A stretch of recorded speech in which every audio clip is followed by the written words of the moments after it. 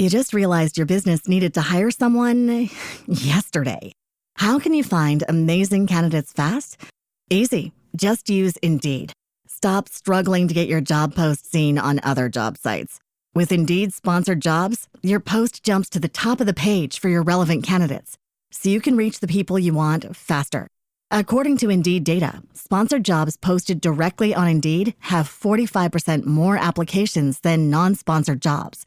Don't wait any longer. Speed up your hiring right now with Indeed. And listeners of this show will get a $75 sponsored job credit to get your jobs more visibility at Indeed.com/PODKATZ13. Just go to Indeed.com/PODKATZ13 right now and support our show by saying you heard about Indeed on this podcast. Terms and conditions apply. Hiring? Indeed is all you need. What if you spent weeks creating the perfect, and I do mean perfect, presentation, and one big day your manager presented it with their name on it and not yours or the team's? It happened to me. And the lesson my mentor gave me that day changed my entire career trajectory. You mind if I share a short story with you? I'll never forget the first time it happened to me. I just poured weeks into this massive presentation, late nights, way too many, okay, let's be honest, Red Bulls, and the perfect deck to get my team and me some well-earned visibility. The big day came. My manager steps up to the podium. The first slide appears. My stomach went from being up top to, okay, let's just be honest, it just dropped. See, it was my work, my data, my design, but it was their name and only their name on the title slide. See, my first instinct was to do that slow motion scream, ah!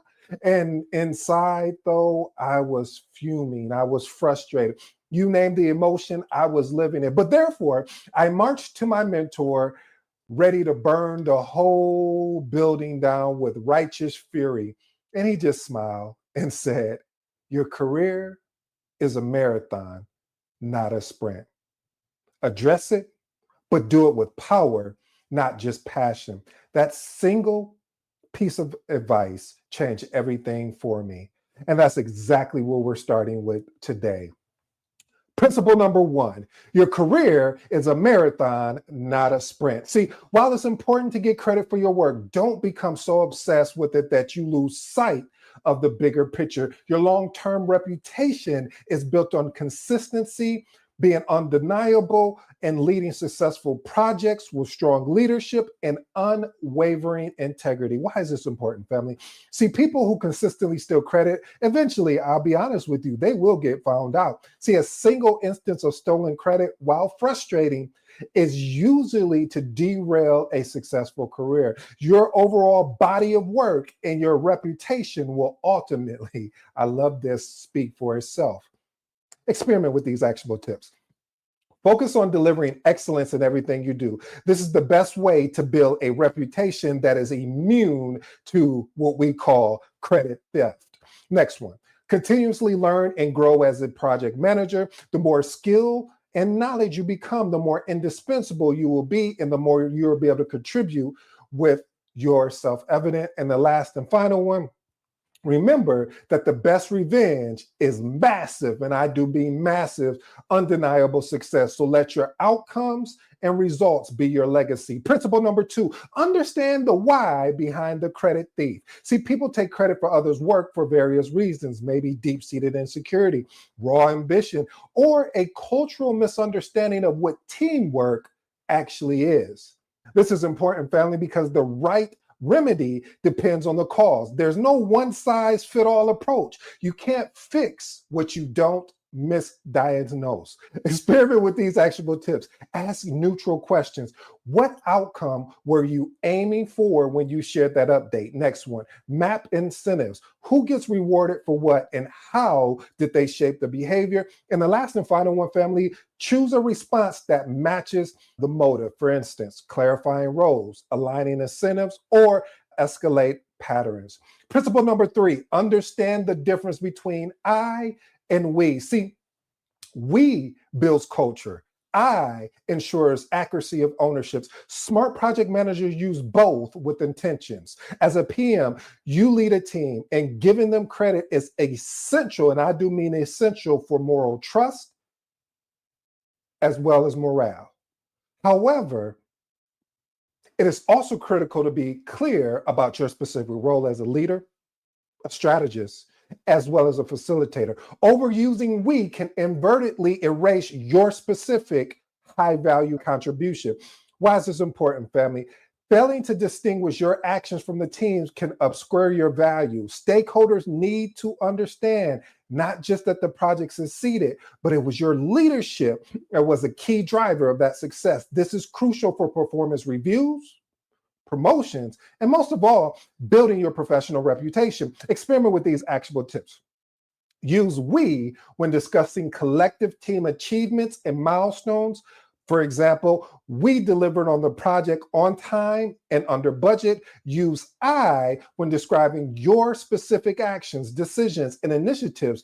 For example, I negotiated the new contract with the vendor, or I developed a new reporting process that gave us a better visibility into our progress. Last and final one, when praising your team, be specific to highlight both their work and your awareness as a leader.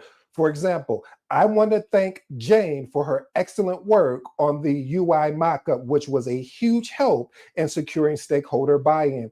Principle number 4. Speak up in meetings without dominating. It is crucial to contribute actively in meetings to associate yourself with work, but there's a fine line between being an engaged participant and a domineering one.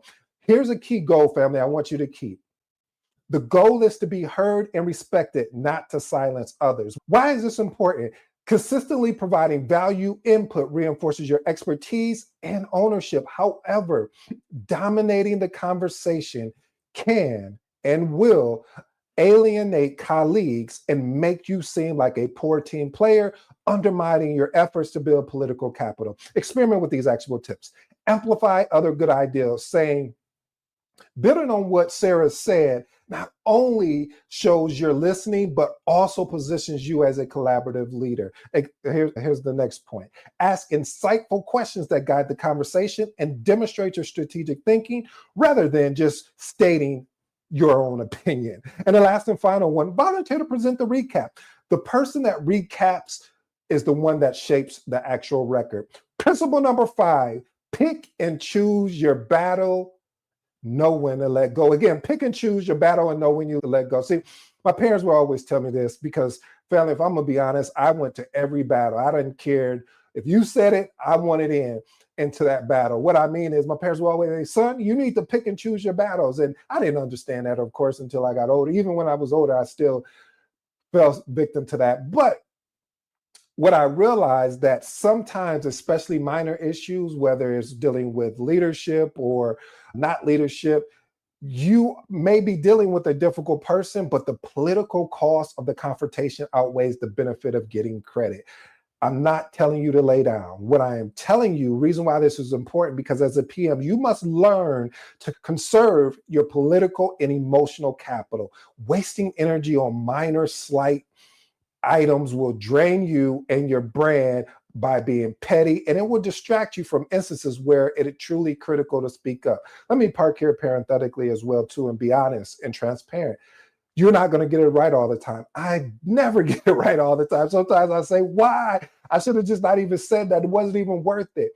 But the whole thing about life is continuously to grow from that. And so when you find yourself and you do it and you make that mistake, okay, you got to figure out, how do I get better with that? So that's just my own caveat outside of what I'm about to ask you. So experiment with these actionable tips. Use a quick filter. Does this affect my reputation, my compensation, or delivery risk? Next one. If no, log it as a move on. And if it's a yes, we need to address this head on, meaning privately within 48 hours. And the last and final one, trade a small credit today for a guaranteed spotlight opportunity next month. I like that. Principle number 6, develop your credit elevator pitch. I like that. See, this is a concise, powerful 30 to 60-second summary of your project and your specific role in its success. It should be ready to deploy in any informal setting, like literally an elevator ride with an executive, a hallway conversation, or a start of a meeting. Why is this important? See, opportunities gain visibility with senior leaders are often unplanned and most of the time is brief. So having a polished, outcome-focused pitch ready to ensure you can seize these moments effectively, clearly linking your name to successful result. Experiment with these actionable tips. Structure your pitch. Start with the project's goal. State your key action and finish with a positive outcome. You know I want to give you examples. So here's an example. We were tasked with reducing customer churn. I designed and implemented a new onboarding workflow, and we've already seen a 15% drop in the first month's cancellation. Next one. Practice it until it sounds natural and confident. Don't sound like a robot, please, family. All right, and the last and final one, have few variations ready for tailored different audience. For example, for a CFO focus, meaning around financial, maybe even one for CTO focus around technical innovation.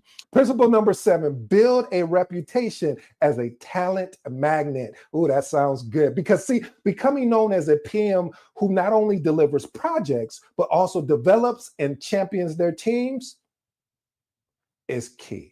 See, when your team members are successful, they're vocal about your supportive leadership. It creates a powerful halo effect that reinforces your own value. Why is this important? It's much harder for someone to take credit for your work when you have a team of people who are publicly crediting you with their growth and success.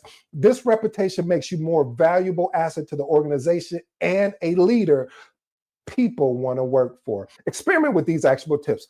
Publicly and specifically praise your team members for their contributions in meetings, status reports, and emails to leadership. Next one, provide your team members with high visibility opportunities to present their own work and take on new, exciting, challenging responsibilities.